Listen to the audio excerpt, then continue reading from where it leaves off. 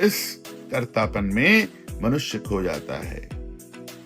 यही वह सर्प है जिसके विष से आत्मा मुरझा जाती है।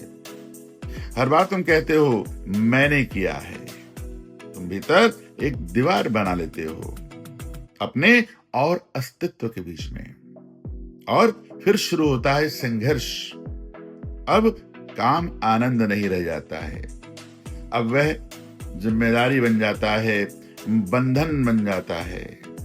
जहां कर्तापन है वहां तनाव है, जहां कर्तापन है वहां असंतोष है, क्योंकि कर्ता हमेशा फल की प्रतीक्षा करता है, और जो प्रतीक्षा में है वह कभी वर्तमान में नहीं रह सकता है।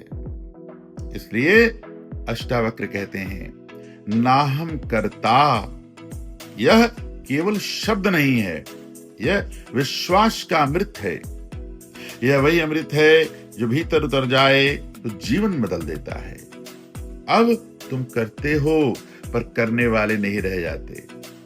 अब कर्म होता है पर कर्ता नहीं होता है। अब कार्य चलता है पर उसमें कोई दावा नहीं रहता है। यही है विश्वास अमृतम। विश्वास के अस्तित्व अपने आप में पूर्ण है, और तब जीवन एक नृत्य बन जाता है। अब वही हाथ जो काम करते थे अब पूजा करने लगते हैं। वही शब्द जो बोलते थे अब प्रार्थना बन जाते हैं। वही आंखें जो बाहर देखती थी अब भीतर देखने लगती हैं। यही है साक्षी भाव, जहां कर्म है पर कर्ता नहीं है। जब मैं गिर जाता है तब अस्तित्व तुम्हारे माध्यम से कार्य करता है। तब तुम माध्यम बनते हो और परमात्मा कर्म बन जाता है। तब जीवन पूजा बन जाता है, हर क्रिया ध्यान बन जाती है, और हर श्वास गीत बन जाता है, मधुर संगीत बन जाता है। यही है वह अवस्था जहां अष्टावक्र कहते हैं कि सुखी भव।